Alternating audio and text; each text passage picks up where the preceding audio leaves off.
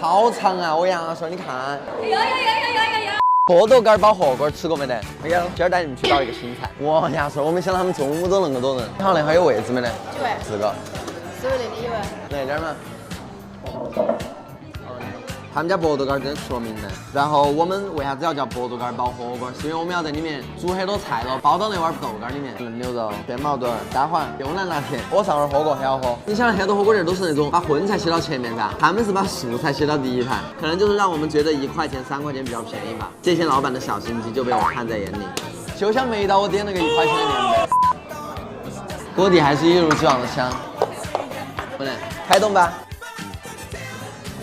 现在下我们的第一个豆干，这也是我们的主食材之一用到的牛肉，看它的牛肉好新鲜，用它是晶莹剔透的，纯虾滑哈。然后那边的话都煮我们的肠肠，炒肠和肠肠一起煮。火涨起来了，我们烫几片毛肚备用，就是一定要挑完4个格子的毛肚才好吃，晓得不？更入味。再来倒一个发鱿鱼，先把那些晾起。牛肉已经好了，你看那牛肉好嫩。主要就是等这个豆干，我要像它煮得很泡的话，要多煮一下，它才会很软很泡。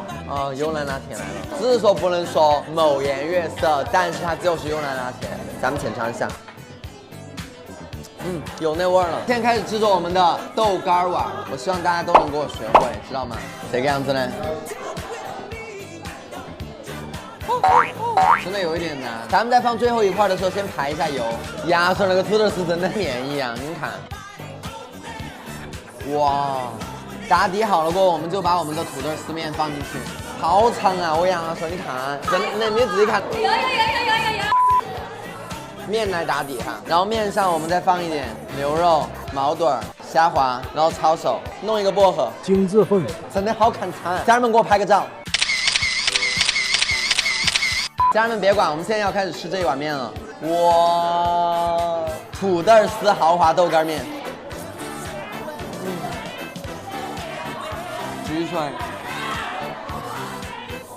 土豆真的好吸味啊，好辣！一口毛肚，一口面。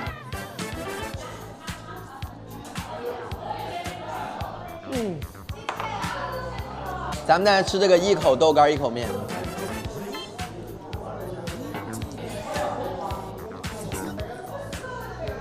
吃完面过后，然后猛吸一口慵懒拿铁，真的值得上天。没好多面了，挑点面。我牙刷，家人们，真的这个土豆不要煮久了，这煮久了它会煮溶，我真的会咸。来，一口牛肉，一口面。好吃的跳起舞。草莓呢，我点的是一个，里面是龟苓膏和红豆沙。